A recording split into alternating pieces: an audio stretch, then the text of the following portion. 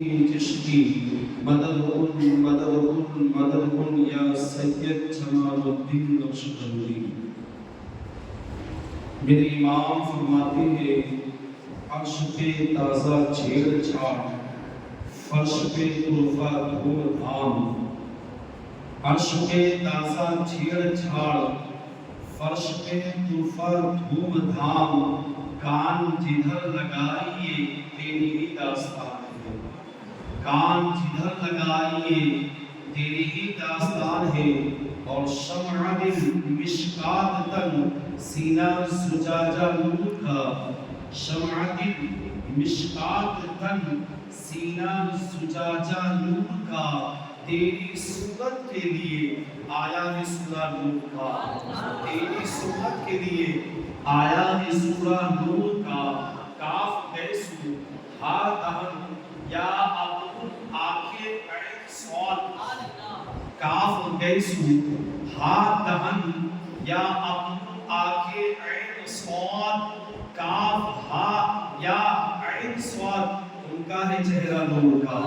کاف ہا یا عین صاد، ان کا ہے چہرہ نور کا۔ صبح طیبہ میں بھی بڑھتا ہے بارہ نور کا، صبح طیبہ میں بھی بڑھتا ہے بارہ نور کا۔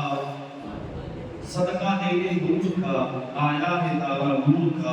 درشن پڑھے اللہم صلی علی سیدنا مولانا محمد صلی اللہ علیہ وسلم علیہ رسول اللہ صلی اللہ علیہ وسلم۔ لقد من اللہ علی المؤمنین اذ بعث فیہم رسولا، بلا شبہ اللہ نے احسان فرمایا مومنوں پر کہ ان میں ایک عظیم رسول کو بھیجا، ایک عظمت والے رسول کو پیدا فرمایا۔ وہ آنے والا کتنی شان والا ہوگا کہ جس کے آنے سے پہلے اس کے آنے کے چرچے ہو رہے ہوں۔ وہ آنے والا کتنی شان والا ہوگا کہ جس کے آنے سے پہلے اس کے ڈنکے بجائے جا رہے ہوں۔ وہ آنے والا کتنی شان والا ہوگا کہ جس کا ذکر ہمارے تمہارے جیسے لوگ نہیں بلکہ وہ جو اس کائنات میں اللہ کے برگزیدہ بندے جنہیں نبی انبیاء کرام کہا جاتا ہے، وہ اس کا چرچا کر رہے ہو، اس کا تذکرہ کر رہے ہو۔ اور حیرانی کی بات یہ ہے کہ حضرت آدم علیہ السلام، جبکہ آپ کو علم ہے میرے بعد ایک عظیم اور جلیل قدر پیغمبر آئے گا جسے حضرت نوح علیہ السلام کہتے ہیں، آپ کے علم میں ہے، آپ جانتے ہیں، اس لیے کہ اللہ تبارک و تعالی نبیوں کو معذ جاہل رکھے، بلکہ وہ تو غافل بھی نہیں رکھتا۔ وہ جو آپ جو نبی ہوتے ہیں وہ پیدائشی علم رکھنے والے ہوتے ہیں۔ اللہ تبارک و تعالی کو علم ہی عطا فرما دیتا ہے، وہ یہاں کے نہیں سیکھتے ہیں، اللہ تبارک و تعالی انہیں سکھا کے بھیجتا ہے۔ وہ انبیاء کرام کی مقدس جماعت ہے، اور وہ نبی حضرت سیدنا آدم علیہ السلام جن کو اللہ تبارک و تعالی نے 7 لاکھ زبانوں کا علم عطا فرمایا تھا، کہ انہیں پتا نہیں تھا میرے بعد ایک پیغمبر آنے والے ہیں جنہیں نوح علیہ السلام کہا جائے گا۔ آپ کو علم تھا، آپ کو پتا تھا، پھر کیا بات ہے کہ حضرت نوح حضرت آدم علیہ السلام اپنے بعد میں حضرت نوح علیہ السلام کی بشارت نہیں دیتے ہیں، بلکہ آپ جب بشارت دیتے ہیں تو اپنے بیٹے حضرت شیس علیہ السلام کو اپنے قریب بلاتے ہیں، اور بلانے کے بعد حالانکہ حضرت شیس علیہ السلام بھی اللہ کے مقدس پیغمبر ہے، اللہ کے برگزیدہ پیغمبر ہے، اور دوسرے پیغمبر ہے، دوسرے نبی ہے، آدم علیہ السلام کے بیٹے ہیں، باپ بھی نبی ہے، بیٹے بھی نبی ہے۔ حضرت آدم علیہ السلام حضرت شیس علیہ السلام کو اپنے قریب بلاتے ہیں، اور بلانے کے بعد کہتے ہیں، اے بیٹا میری ایک بات یاد رکھنا، بلکہ میں وصیت کر رہا ہوں، اس وصیت پر عمل کرنا۔ وہ وصیت کیا تھی؟ اللہ کا ایک مقدس پیغمبر اپنے بیٹے کو، وہ بھی وہ بیٹا جو خود نبی ہے، اسے وصیت کر رہا ہے۔ حالانکہ نبی سیکھ کر آتا ہے، مگر حضرت آدم علیہ السلام جب سکھا رہے ہیں، جب بتا رہے ہیں، وصیت بتا رہے ہیں، وصیت پر تاکید کرنے کا حکم دے رہے ہیں۔ آپ اندازہ لگاؤ، آپ ذرا سوچو وہ آنے والا کتنا معزز ہوگا، وہ آنے والا کتنا عظیم الشان ہوگا، وہ آنے والا کتنا شان والا ہوگا، کتنی عزت والا ہوگا کہ اللہ کا ایک برگزیدہ پیغمبر اپنے بیٹے سے یہ کہہ رہا ہوں، اے بیٹے میری بات یاد رکھنا، جب بھی تو مصیبت میں گر جائے، جب بھی تو مصیبت میں گر جائے، مصیبت میں گرفتار ہو جائے، تو میں تجھے ایک نام بتاتا ہوں، بس اس نام کا وسیلہ رب کی بارگاہ میں پیش کر دینا، تیری مصیبتیں دور ہو جائے گی، تیری مصیبتیں دور ہو جائے گی، تو مصیبتوں سے آزاد ہو جائے گا۔ حضرت شیس علیہ السلام کہتے ہیں ابو جان وہ نام کیا ہے، وہ نام پاک کون سا ہے؟ حضرت آدم علیہ السلام کہتے ہیں بیٹا وہ نام پاک محمد صلی اللہ علیہ وسلم ہے۔ جب حضرت آدم علیہ السلام نام کا تذکرہ کر دیتے ہیں تو حضرت شیس علیہ السلام کہتے ہیں ابو جان یہ نام والے کے دنیا میں آ چکے ہیں، جلوگر ہو چکے ہیں۔ حضرت آدم علیہ السلام کہتے ہیں نہیں بیٹے ابھی وہ جلوگر نہیں ہوئے ہیں، میرے اور ان کے درمیان تو بڑا لمبا فاصلہ ہے، طویل فاصلہ ہے، ایک طویل زمانہ ہمارے درمیان میں ہے، ابھی وہ پیدا نہیں ہوں گے، وہ تو کافی عرصے کے بعد، کافی برسوں کے بعد دنیا میں جلوگر ہو گے۔ حضرت شیس علیہ السلام نے کہا ابو جان جب ابھی پیدا نہیں ہوئے اور پیدا ہونے میں بھی کافی برس ہے، کافی سالوں کا عرصہ گزر جائے گا، پھر آپ نے کیسے پہچانتے ہیں، آپ نے کیسے پہچانا؟ حضرت آدم علیہ السلام نے ارشاد فرمایا بیٹے جب اللہ تبارک و تعالیٰ نے تیرے باپ کے جسد پاک میں روح ڈالی تو میری جب آنکھ کھلی، میں نے جب آنکھ کھولا تو سب سے پہلے اگر میری نظر میں نے جو نظر میری پڑی ہے وہ عرش کے وہ ستون تھے جس کے اوپر یہ کلمہ لکھا ہوا تھا لا الہ الا اللہ محمد رسول اللہ، لا الہ الا اللہ محمد رسول اللہ۔ میں سمجھ گیا کہ جو رب جس کا نام اپنے ساتھ اس نے لکھا ہے تو یقیناً یہ وہ ہستی ہے جو اللہ کو بڑی محبوب ہے، ساری کائنات میں جو اللہ کو سب سے زیادہ جس ہستی سے محبت ہے یہ وہی ہستی کا نام پاک ہے۔ کہ جانتا ہے بیٹا جب مجھ سے جب خطا استحاضی ہو گیا اور میں دنیا میں آیا، میں نے رب کی بارگاہ میں ایک دن نہیں، 2 دن نہیں، 1 مہینہ نہیں، 1 سال نہیں ہے بلکہ 350 برس سال تک میں رب کی بارگاہ میں اپنے اس خطا پر معافی طلب کرتا رہا، مگر جب مجھے وہ نام پاک یاد آیا اور میں نے اس نام پاک کا وسیلہ پیش کیا، میرے مولا نے اس نام پاک کی برکت سے، اس نام پاک کے وسیلے سے میری خطاؤں کو معاف کر دیا۔ بیٹا جب بھی مصیبت میں گر جائے نا اسی نام پاک کا سہارا لینا، اسی نام پاک کا وسیلہ بنانا۔ ایک باپ ایک وسیم وہ بھی پیغمبر اپنے بیٹے کو بھی جو پیغمبر ہے انہیں یہ وصیت کر رہا ہے۔ حیرانی کی بات یہ ہے حضرت آدم علیہ السلام آنے والے حضرت نوح علیہ السلام کا تذکرہ نہیں کر رہے، ان کی بشارت نہیں دے رہے بلکہ بشارت دے رہے تو حضرت میرے آقا اور ہمارے آقا جناب محمد رسول اللہ صلی اللہ علیہ وسلم کے آنے کی بشارت دے رہے۔ یہی حضرت نوح علیہ السلام ہے، ان کے علم میں ہے میرے بعد ایک جلو قدر پیغمبر آئے گا جسے خلیل کہا جائے گا، جس کا لقب خلیل ہوگا، جو اللہ کا بڑا پیارا ہوگا، جس کا نام حضرت ابراہیم ہوگا۔ مگر حضرت نوح علیہ السلام نے حضرت ابراہیم علیہ السلام کی بشارت دی ہے، یہ نہیں کہا میرے بعد آنے والا پیغمبر جو ہوگا وہ خلیل ہوگا، وہ ابراہیم ہوگا، وہ اللہ کا دوست ہوگا، وہ اللہ کو بڑا پیارا ہوگا، یہ نہیں کہا ہے۔ جانتے ہیں میرے بعد آنے والے پیغمبر حضرت ابراہیم علیہ السلام ہے، مگر بشارت دے رہے ہیں ہمارے آقا صلی اللہ علیہ وسلم کی آنے والے ہیں وہ اللہ کے رسول محمد رسول اللہ صلی اللہ علیہ وسلم ہے۔ آقا کی بشارت دی جا رہی ہے، ہمارے آقا کی بشارت دی جا رہی ہے۔ اسی طرح حضرت ابراہیم علیہ السلام کے علم میں ہے میرے بعد ایک جلو قدر پیغمبر جنہیں موسیٰ علیہ السلام کہا جائے گا، وہ موسیٰ علیہ السلام ان کی بشارت نہیں دے رہے بلکہ بشارت دی تو ہمارے آقا کی۔ حضرت موسیٰ علیہ السلام نے بشارت دی تو ہمارے آقا کی، حضرت عیسیٰ علیہ السلام نے بشارت دی تو ہمارے آقا کی۔ تمام انبیاء کرام جو اس کائنات میں آئے ہیں سب نے ہمارے آقا کی بشارت دی ہے۔ تو ذرا سوچو وہ آنے والا کتنی شان والا ہوگا، وہ آنے والا کتنی عظمت والا ہوگا، وہ آنے والا کتنی فخر والا ہوگا۔ اس کا اندازہ لگانا چاہتے ہو بس ایک بات اشارہ کر کے آگے گزر جاؤں گا۔ قرآن مقدس میں اللہ کے ایک مقدس پیغمبر جنہیں حضرت ابراہیم علیہ السلام کہتے ہیں، حضرت ابراہیم علیہ السلام نے رب کی بارگاہ میں نصب کیا وَلَا تُخْزِنِي يَوْمَ يُبْعَثُونَ وَلَا تُخْزِنِي يَوْمَ يُبْعَثُونَ۔ یہ قرآن مقدس میں ہے۔ اللہ حضرت ابراہیم علیہ السلام کا قول، حضرت ابراہیم علیہ السلام نے کہا اے خدا مجھے قیامت کے دن رسوا نہ کرنا، قیامت کے دن مجھے رسوا نہ کرنا، یعنی قیامت کے دن مجھے ذلیل نہ کرنا۔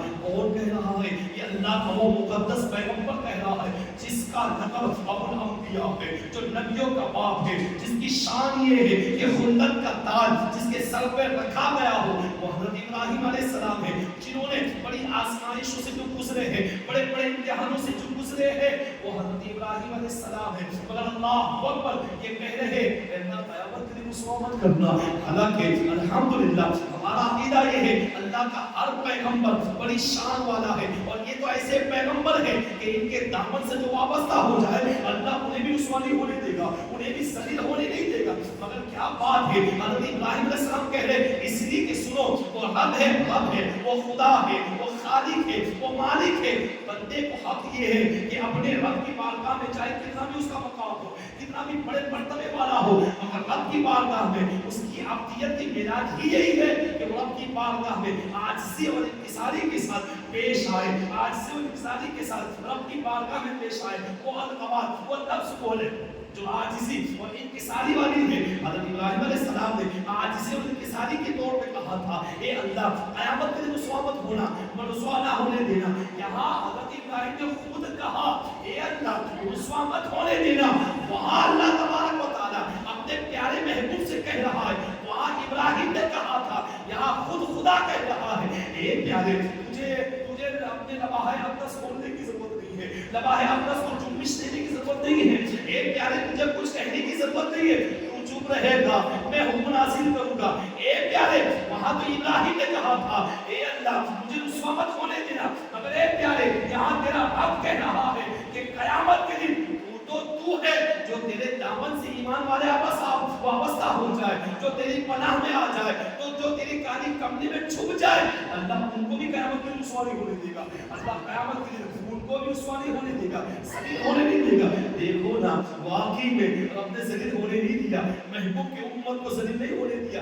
سوچو تو صحیح، غور تو کرو، قرآن مقدس کو پڑھو تو صحیح، قرآن مقدس میں آپ کو قوم سمود کا تذکرہ ملے گا، قوم عاد کا تذکرہ ملے گا، قوم موسیٰ کا تذکرہ ملے گا، قوم شعیب کا تذکرہ ملے گا، قوم صالح کا تذکرہ ملے گا، تمام نبیوں کی امتوں کا تذکرہ ملے گا۔ مگر کس انداز سے آپ جانتے ہو ان کا تذکرہ کس طرح ہے؟ ان کا تذکرہ اس طرح ہے کہ وہ قوم ایسا کرتی تھی، وہ قوم ایسا کرتی تھی، وہ قوم ایسا کرتی تھی، ان قوم کی برائیاں پر ذکر کیا گیا ہے، ان پر عذاب آیا اس کا ذکر کیا گیا ہے، یعنی ان قوم کی برائیاں کی گئی ہے۔ ذرا سوچو اگر یہ اللہ کے پیارے محبوب کی امت کو اللہ تبارک و تعالیٰ پہلے بھیج دیتا، ہم نے بھی تو یہی سوچا اے اللہ جب تجھے یہ اپنے محبوب کی امت اتنی پیاری ہے، اتنی محبوب ہے، پہلے کیوں نہیں بھیجا، بیچ میں کیوں نہیں بھیجا، آخر میں کیوں بھیجا؟ تو مشیت یہ جواب دیتی نظر آ رہی ہے اے میرے بندے میں نے اپنے محبوب کی امت کو آخر میں اس لیے بھیجا کہ آدم کی امت رسوا ہو تمہارے سامنے، نوح کی امت رسوا ہو تمہارے سامنے، ابراہیم کی امت رسوا ہو تمہارے سامنے۔ ان کے چیپٹر کھول کے رکھ دیے گئے ہیں، یہ تمام امتیں رسوا ہو تمہارے سامنے، موسیٰ کی امت رسوا ہو تمہارے سامنے، عیسیٰ کی امت رسوا ہو تمہارے سامنے، مگر میں نے تمہیں آخر میں اس لیے بھیجا کہ تم کسی کے سامنے رسوا نہ ہو، تم کسی کے سامنے رسوا نہ ہو، ساری امتیں تمہارے سامنے رسوا، کسی کے سامنے رسوا نہ ہو۔ آخری بات سن لو، اللہ کو اس محبوب سے کتنی محبت ہے، آنے والا کتنی شان والا ہے کہ اللہ اکبر۔ یہی حضرت ابراہیم علیہ السلام قرآن کے بارے میں کہہ رہا ہے هل اتاك حدیث ضیف ابراہیم المکرمین، ہم نے فرشتوں کو بھیجا، فرشتوں کو بھیجا کس کے پاس؟ ابراہیم علیہ السلام کے پاس، کیا بنا کر بھیجا؟ حدیث ضیف ابراہیم المکرمین، ہم نے مہمان بنا کر بھیجا، مہمان بنا۔ ایک بات میں آپ سے پوچھنا چاہتا ہوں، ذرا سوچو آپ کے گھر میں کوئی مہمان بن کر آتا ہے، آپ کے گھر میں کوئی مہمان بن کر آتا ہے، آپ اس کے ساتھ کیا سلوک کرتے ہیں؟ ظاہر سی بات ہے جو بھی مہمان بن کر آتا ہے ہم اس کے ساتھ اچھا سلوک کرتے ہیں، چاہے وہ برا ہو چاہے وہ اچھا ہو، چاہے اس کا مرتبہ زیادہ ہو چاہے وہ کم مرتبے والا ہو، چاہے اس کی حیثیت ہمارے سامنے کم ہو، مگر اگر مہمان بن کر ہمارے گھر میں آئے گا تو ہم پر حق یہ ہے، ہم پر واجب یہ ہے ہم اس کا احترام کریں، اور یہی ہمارے دین کی تعلیم ہے۔ آقا نے ارشاد فرمایا میں تمہیں بہتر لوگوں کے بارے میں نہ بتاؤں؟ صحابہ نے پوچھا، صحابہ نے عرض کیا یا رسول اللہ ضرور بتائیں وہ بہتر لوگ کون ہیں؟ آقا نے ارشاد فرمایا تم میں بہتر وہ ہے جو سلام میں پہل کرتے ہیں، جو انتظار نہیں کرتے کہ کوئی سلام مجھے کرے، سلام کا انتظار نہیں کرتے، بلکہ جو تم میں بہتر وہ ہے جو سلام میں پہل کرے، تم میں بہتر وہ ہے جو مہمان کی عزت کرے۔ اب مجھے بتاؤ، مہمان گھر میں آئے ہمیں عزت کرنا ہوگا یا نہیں ہوگا؟ ضرور ہم عزت کریں گے، یہ ایمان والے کی پہچان ہے کہ وہ گھر میں مہمان کی عزت کرتے ہیں۔ اب مہمان کیسا بھی ہو، چاہے کم درجے والا ہو، کم حیثیت والا ہو، گھر میں آئے گا عزت تو کرنا پڑے گی۔ اب یاد رکھو، انبیاء کرام کی جو جماعت ہے نا، وہ فرشتوں سے افضل ہے، فرشتوں سے افضل ہے۔ اللہ نے ایک مقدس پیغمبر جنہیں حضرت ابراہیم علیہ السلام کہتے ہیں، ان کے گھر پر فرشتوں کو بھیجا، مہمان بنا کر بھیجا۔ اب ظاہر سی بات ہے، مقام اور مرتبے میں حضرت ابراہیم علیہ السلام کا مقام بڑا اونچا ہے، فرشتوں سے اونچا مقام ہے حضرت ابراہیم علیہ السلام کا، مگر جب بھیجا تو مہمان بنا کر۔ اب چاہے حضرت ابراہیم علیہ السلام مقام سے زیادہ رکھتے ہو، مرتبہ سے زیادہ رکھتے ہو، مگر مہمان بن کے جو آئے فرشتے، ان کا احترام کرنا ہوگا، ان کی عزت کرنا ہوگی، ان کو گھر میں بلا کر ان کا احترام کرنا ہوگا۔ اب جب بھیجا تو ان کا احترام حضرت ابراہیم پر ضروری تھا، مگر جانتے ہو وہ شان والا جو آیا نا، جو تمہارا اور میرا نبی ہے، وہ اتنی شان والا ہے کہ اس کی بارگاہ میں اللہ نے فرشتوں کو بھیجا۔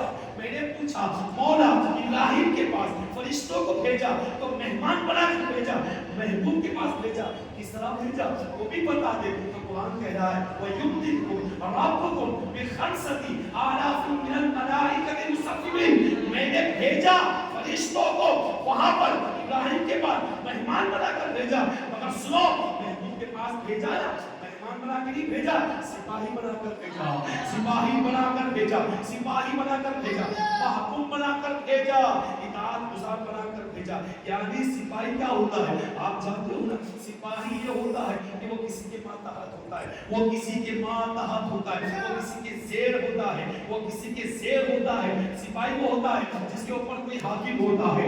لشکر قسم میں سالار کو یہ ضروری ہے، اگر وہ اپنے سپاہی کو کوئی حکم دے تو سپاہی میں یہ ضروری ہے کہ اپنے سپہ سالار کا حکم مانے، اس کے اوپر ضروری ہے بلکہ فرض ہے۔ قرآن کہہ رہا ہے یا ایھا الذین آمنوا، ایمان والو اطیعوا اللہ، اطاعت کرو اللہ کی، واطیعوا الرسول، اور رسول کی، واولی الامر، اور ہم نے جن کو تم پر حاکم بنایا ہے ان کی بھی اطاعت کرو، ان کی اطاعت فرض ہے۔ اب یہاں محبوب کے پاس جب بھیجا، سپاہی بنا کر بھیجا، اب کیا ہوگا؟ وہاں تو احترام کرنا ہوگا۔